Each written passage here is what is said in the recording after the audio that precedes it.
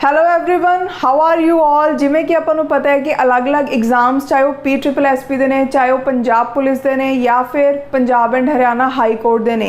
ਇਹ ਐਗਜ਼ਾਮਸ ਦੀ ਜਿਹੜੀ exam date ਆ ਉਹ ਅਨਾਉਂਸ ਹੋ ਚੁੱਕੀ ਹੈ ਤੇ ਆਈ ਹੋਪ ਤੁਸੀਂ ਸਭ ਨੇ ਬਹੁਤ ਵਧੀਆ ਢੰਗ ਨਾਲ ਇਹਦੀ ਤਿਆਰੀ ਕਰਨੀ ਸਟਾਰਟ ਕਰਤੀ ਹੋਊਗੀ। ਇੱਕ ਛੋਟੀ ਜਿਹੀ ਚੀਜ਼ ਤੁਹਾਨੂੰ ਮੈਂ ਦੱਸਣਾ ਚਾਹਨੀ ਹਾਂ, ਚੈਨਲ ਉੱਪਰ ਇਹਨਾਂ ਤਿੰਨਾਂ ਐਗਜ਼ਾਮਸ ਲਈ ਸਟ੍ਰੈਟਜੀ ਅਵੇਲੇਬਲ ਹੈ।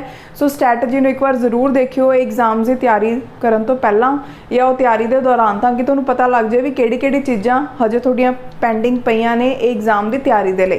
ओके सो जिमें कि तुहानू थंबनेल तो भी पता लग रहा होगा कि अज आप डिस्कस करन जा रहे हैं। ये वीडियो दे विच सितंबर 2022 के इंपॉर्टेंट करंट अफेयर के क्वेश्चनस जिहड़े कि एक्सपैक्टेड ने कि वो पंजाब पुलिस PSSB के अलग अलग एग्जाम्स या फिर पंजाब हरियाणा हाई कोर्ट दे विच आ सकते हैं। This is Sakshi Agarwal. I welcome you all on मेहनती बच्चे। अगर तुसीं चाहते हो कि आने वाली वीडियोज़ की नोटिफिकेशन तुहानू टाइम टू टाइम मिले तो चैनल को सबसक्राइब करो, वीडियोज़ अच्छियां लगदियां लाइक करो तो ज़्यादा तो ज़्यादा शेयर करो। ओके सो देखो ਜਿਹੜੇ भी स्टूडेंट्स ने अलग-अलग एग्जाम्स की मेरी स्ट्रैटेजी वाली वीडियोज़ देखिया ने उन्होंने पता है कि उन्होंने मैं करंट अफेयर च भी कुछ टॉपिक्स दसे हुए हैं कि किन्ना उपर क्वेश्चंस जनरली पूछे जाते हैं। ओके सो ये वीडियोज़ के थ्रू मतलब मैं ये कोशिश की है कि जेडे वो करंट अफेयर के क्वेश्चन सितंबर के जो भी वो न्यूज़ च सीगे उस रिलेटिड वो तुहानू कवर करवावां ताकि तुहानू एग्जाम दे विच बैनीफिट मिले इस चीज़ का। ओके सो स्टार्ट करते हैं अज के डिस्कशन नू।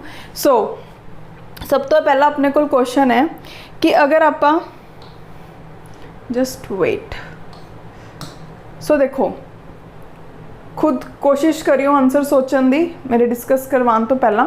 ओके सो देखो सब तो पहला अपने को क्वेश्चन है। देखो एक चीज़ मैं तुहानू दसना चाहनी है कि अगर तुसी बहुत सारे स्टूडेंट्स होंगे थोड़े चों कि वो पंजाब हरियाणा हाई कोर्ट का भी एग्जाम दे रहे होंगे, PSSB के एग्जाम्स भी दे रहे होंगे, पंजाब पुलिस के एग्जाम भी दे रहे होंगे, या हो सकता है इन्होंने तिनों चों कोई दो दे रहे होन। ठीक है, करंट अफेयर जो होंगे ना जनरली वो सेम रहता है हर एग्जाम के लिए, बस थोड़ा जिहा टॉपिक्स के विच फर्क होंदा है। ओके सो हुण आपां क्वेश्चन डिस्कस करते हैं। देखो अगर आप ह्यूमन डिवेलपमेंट रिपोर्ट 2021-22 की गल करिए जिन्हों कि किने रिलीज़ किया है, United nation development programme.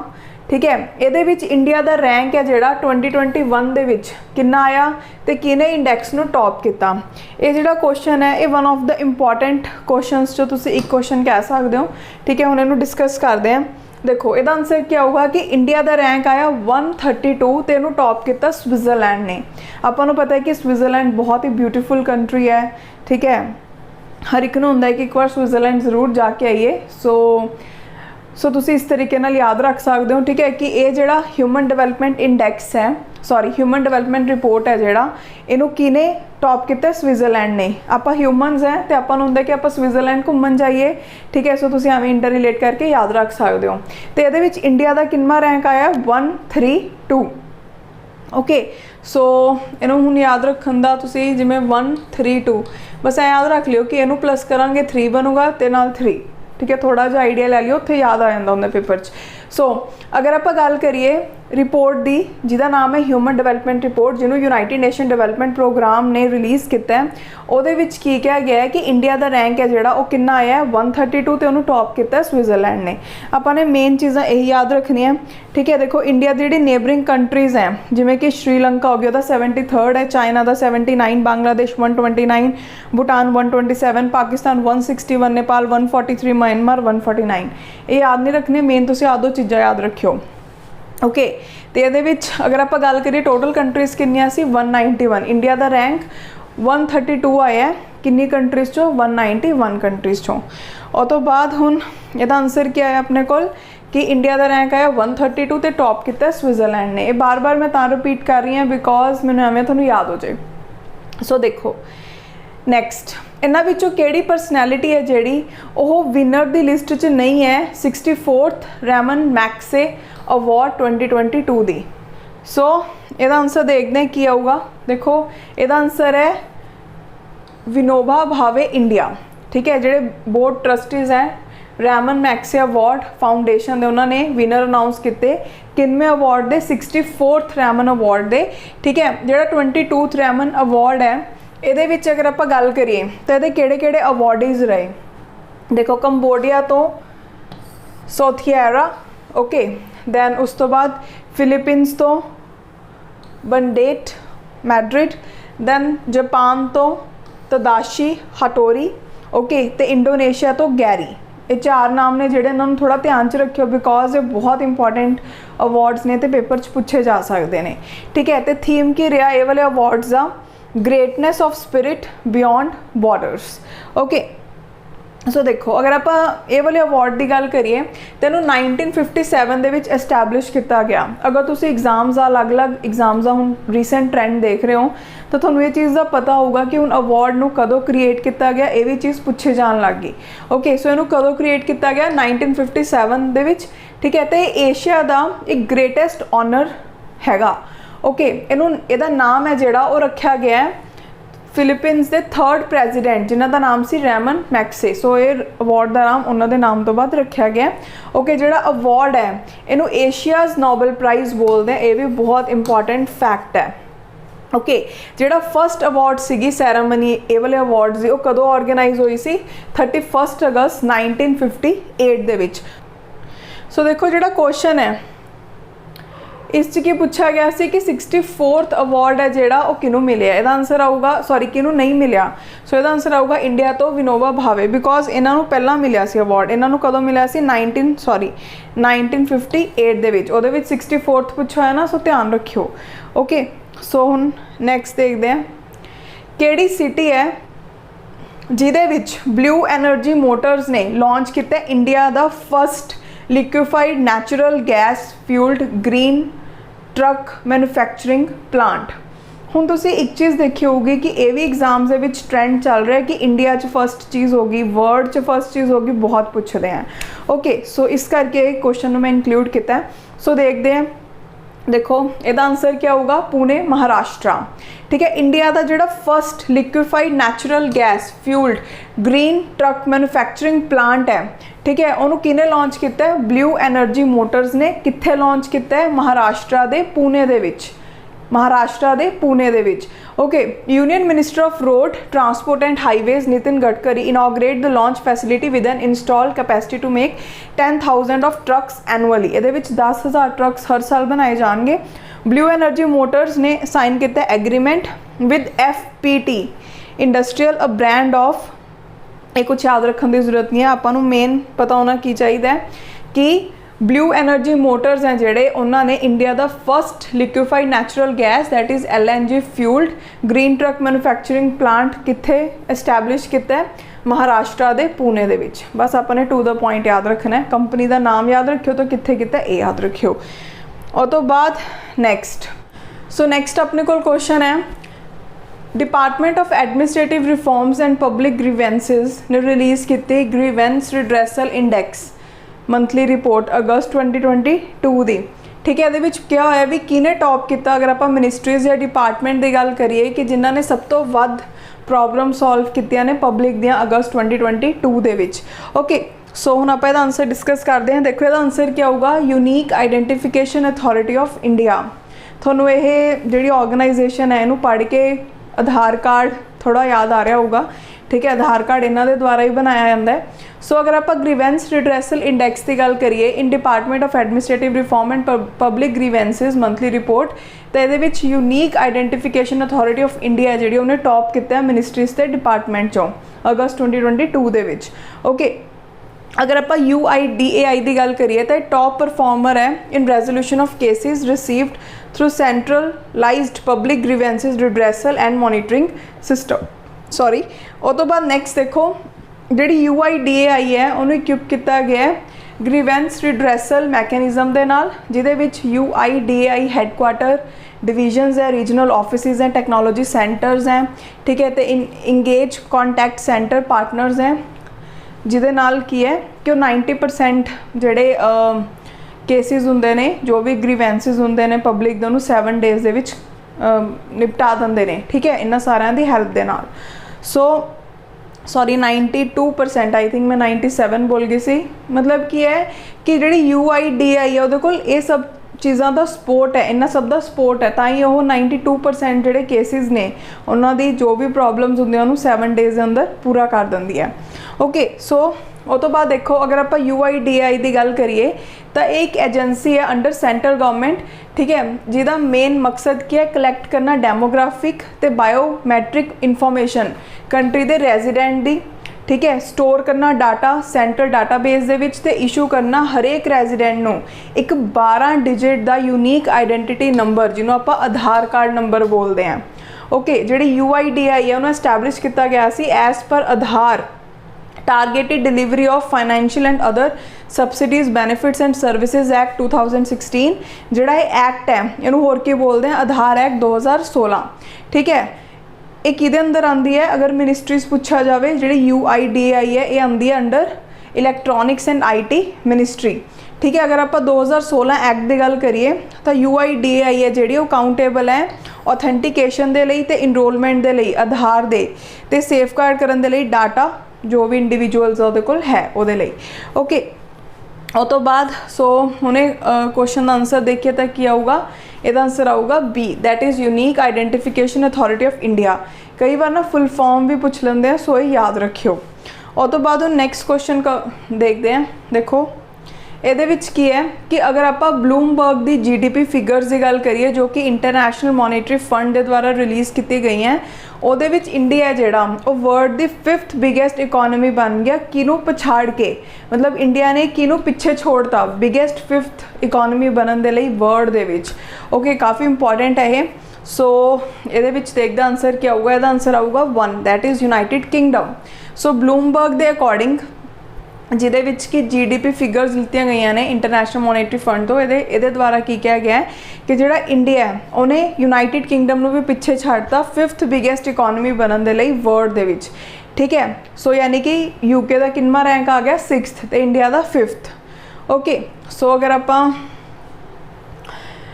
Next देखिए कि इंडिया तो अगे किहड़ी कंट्रीज़ हैं। देखो इंडिया जिहड़ा United states, China, Japan, Germany तो पिछे रह गया 4 कंट्रीज़ तो, ठीक है। 5th ते तां इंडिया हैगा ही है। सो ये याद रखियो, बहुत इंपॉर्टेंट है कि ये इंडिया ने किनू पिछाड़िया है, यूनाइटेड किंगडम नूं, ते इहदा किनवा रैंक हो गया 6th, ठीक है। तो इंडिया का किनवा हो गया 5th। जिहड़ी जापान है, जर्मनी है, ये अगे है। ओके, सो ये एक बार कंट्रीज़ देख लो किहड़ी है, जापान, जर्मनी, चाइना तो यूनाइटेड स्टेट्स से अगे इंडिया तो। और तो बाद नैक्सट अगर आप गल करिए अपने को जिहड़े पॉइंट्स दिते हुए हैं उन्हां विचों किहड़े करैक्ट हैं with respect to 4th progression report on Poshan की फुल फॉर्म की है, prime ministers overarching scheme for holistic nutrition Abhiyan, ठीक है। इन बेसिकली जी रिलीज़ किए गए सितंबर 2022 के वो बारे पूछा गया। सो ministry of health and family welfare ने रिलीज़ की 4th प्रोग्रेशन रिपोर्ट पोषण अभियान के उपर, जिसका नाम की है preserving progress on nutrition in India Poshan Abhiyaan in pandemic times. Maharashtra, Andhra Pradesh, Gujarat है जिहड़ियां और टॉप 3 स्टेट्स हैं। अगर आप टोटल इंप्लीमेंटेशन की गल करिए लार्जेस्ट स्टेट्स के विचों नैशनल लैवल की गल करिए 2020 दे विच सिक्किम है जिहड़ी, अगर स्मॉलर स्टेट्स की गल करिए तो सिक्किम ने वधिया परफॉर्म किया है, ठीक है। तो बाद मेघालय, यूनियन टैरेटरीज़ दे विच दादरा नगर हवेली तो दमन दीव है जिहड़ी उन्हें टॉप किया है, ठीक है। सो यानी कि ओवरऑल की है, एक तो ये थोनू पूछा हुआ है कि जी 4th प्रोग्रेशन रिपोर्ट है वह नाम थोड़े देखना है कि सही दिता है कि नहीं। लार्जेस्ट स्टेट्स चो महाराष्ट्र, आंध्र प्रदेश, गुजरात ने टॉप किया है, स्मॉलर चो सिक्किम तो उस तो बाद मेघालय है, यूनियन टैरेटरी दे विच दादरा नगर हवेली दमन दीव है, ठीक है। हम देखते हैं ये किहड़ी स्टेटमेंट्स करैक्ट है। देखो नीति आयोग की फुल फॉर्म है national institution for transforming India, उन्होंने रिलीज़ किया 4th प्रोग्रेशन रिपोर्ट पोषण के उपर। देखो एक चीज़ मैं तुहानूं दसना चाहती, नीति आयोग फेवरेट टॉपिक है बहुत सारे एग्जामिनर्स का। सो नीति आयोग अगर कोई भी रिपोर्ट काटता तो वो बारे तुहानूं जरूर पता होना चाहिए, ठीक है जी। सो नीति आयोग ने रिलीज़ की है बेसिकली 4th प्रोग्रेशन रिपोर्ट पोषण के उपर। पोषण की फुल फॉर्म की है prime minister overarching scheme for holistic nutrition Abhiyan, ठीक है। उसका टाइटल की है preserving progression on nutrition in India Poshan Abhiyaan in pandemic times. उस तो बाद जिहड़ा पोषण अभियान है वो एक फ्लैगशिप प्रोग्राम है गवर्नमेंट ऑफ इंडिया का, ठीक है। महाराष्ट्र, आंध्र प्रदेश तो गुजरात है जिहड़ियां वो टॉप स्टेट्स ने, किहड़ियां महाराष्ट्र, आंध्र प्रदेश तो गुजरात, ठीक है। अगर आप गल करिए नैशनल लैवल ते लार्जेस्ट स्टेट्स के। उस तो बाद नैक्सट जी सिक्किम है वो स्मॉलर दे विच बेस्ट है, मेघालय दादरा ते उस तो बाद मेघालय, यानी कि समॉलर दे विच सिक्किम, उस तो बाद मेघालय। अगर आप यूनियन टैरेटरी की गल करिए तो वो दादरा नगर हवेली दमन दीव ने टॉप किया है। ठीक है, जी रिपोर्ट आ हाईलाइट करती है कि जी 12-19 जो लार्जेस्ट स्टेट्स हैं उन्होंने इंप्लीमेंट किया स्कोर मोर दैन 70%। ये याद रखने की जरूरत नहीं है। सो हुण आपां पहला आंसर देखते हैं, देखो की आऊगा। सो हुण ये एक गल ध्यान नाल देखो, जिहड़ा अपने कोल बी ते सी स्टेटमेंट है ये ट्रू है। ठीक है, ये वाली गलत है। हुण ये गलत क्यों है, तुसीं जरा सोच के देखो। इहदा आंसर आऊगा अपने कोल सी, जो कि आप बहुत जाने मतलब सोच नहीं पाते हैं, मोस्टली स्टूडेंट्स गलत कर आते हैं। ठीक है, हुण इत्थे की दिता होया है कि ministry of health and family welfare ने रिलीज़ की है रिपोर्ट, बट हुणे आपां की पढ़िया कि ये रिपोर्ट है जी किने रिलीज़ की है, नीति आयोग ने। ठीक है जी, सो इस तरीके नाल क्वेश्चन आ जाते हैं। लार्जर चो, समॉलर चो, यूनियन टैरेटरी चो भी याद रखियो किने रिलीज़ किया तो रिपोर्ट का नाम क्या है, किनवी रिपोर्ट है, ये सारा कुछ याद रखना है। ओके, सो नैक्सट देखो, एक चीज़ मैं थोड़ा होर दसना चाहनी है, करंट अफेयर्स अगर तुम कवर करना चाहते हो तो कोर्सिज अवेलेबल हैं करंट अफेयर दे। इस तो इलावा सब इंस्पैक्टर हो गया पंजाब पुलिस का, PSSB के अलग अलग एग्जाम्स हो गए। ठीक है, इन्होंने लिए भी कोर्सिज अवेलेबल हैं। सो तुम इन्फॉर्मेशन लै सकते हो 8054070091 के उपर व्हाट्सएप करके। ओके, वो सारा कुछ वीडियो लैक्चर तो नोट्स की हेल्प नाल कवर किया गया।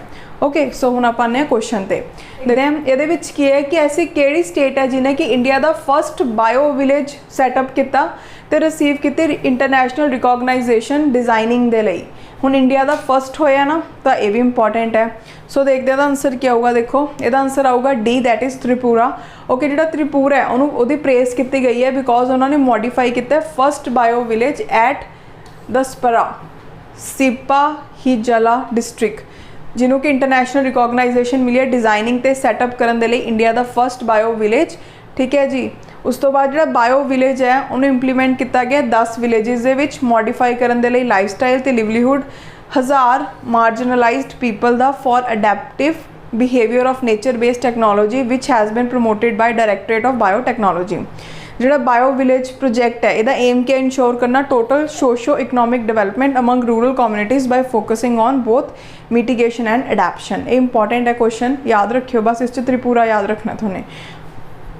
ओके, सो इंडिया का फर्स्ट जोड़ा बायो विलेज है वो कित्थे बनाया गया है, त्रिपुरा दे विच। होर सारी इन्फॉर्मेशन याद रखने की जरूरत नहीं है। उस तो बाद हुण नैक्सट क्वेश्चन देखो, केड़ी डिस्ट्रिक्ट है जिन्हें डिक्लेयर किया है as India's best aspirational district by national institute for transforming India. So केड़ी डिस्ट्रिक्ट नूं इंडियाज़ बेस्ट एस्पिरेशनल डिस्ट्रिक्ट घोषित किया गया नीति आयोग के द्वारा।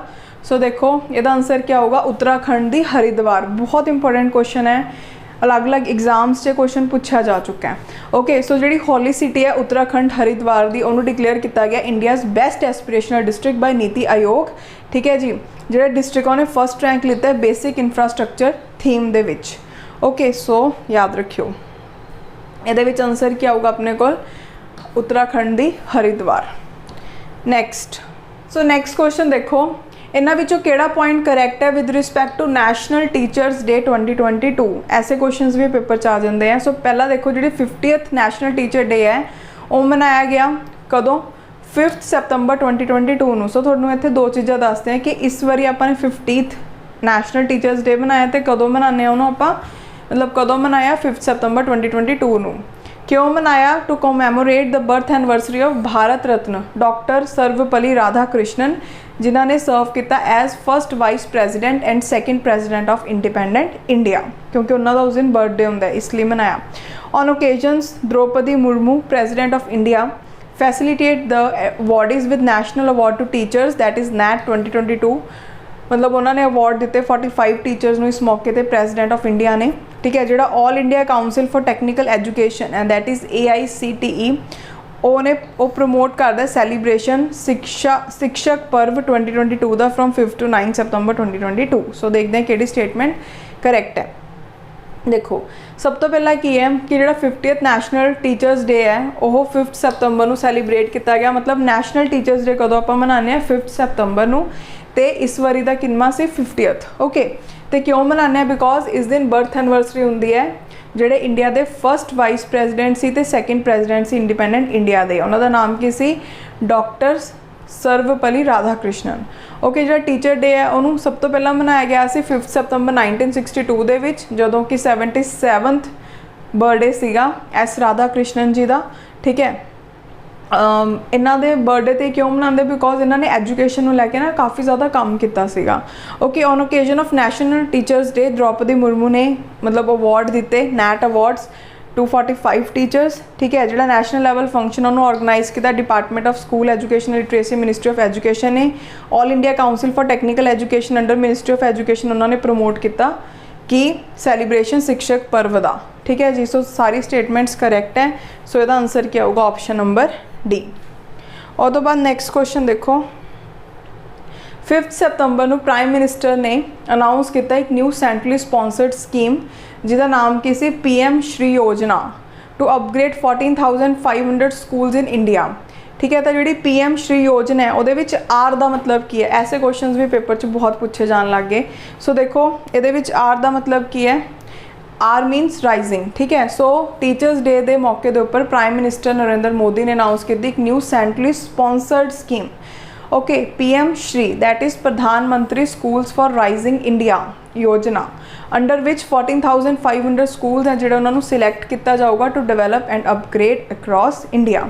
ओके, सो इसका एम की है कि क्वालिटेटिव टीचिंग प्रोवाइड की जाए स्कूल्स दे विच, learning and cognitive development, creating holistic well rounded individual equip with की फर्स्ट सेंचुरी स्किल्स।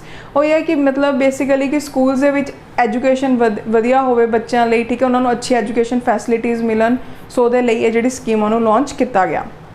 ये विच टोटल 14,500 स्कूल्स हैं जिहड़े उन्होंने देखा जाऊगा भी ऐसे किहड़े स्कूल्स हैं इंडिया के जिन्होंने कि अपग्रेड होने की जरूरत है, उन्होंने अपग्रेड किया जाऊगा इस स्कीम के तहत। ओके, सो ये आंसर क्या होगा, see that is rising.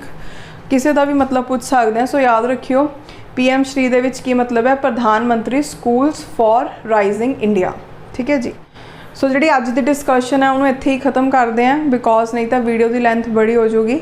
Okay, जोड़े बाकी के क्वेश्चंस बच गए आप नैक्सट पार्ट डिस्कस करांगे। सो ये वीडियो लैक्चर्स जरूर देखियो, तो एग्जाम्स से बहुत काम आएंगे। So thank you so much, मिलते हैं जल्दी ही।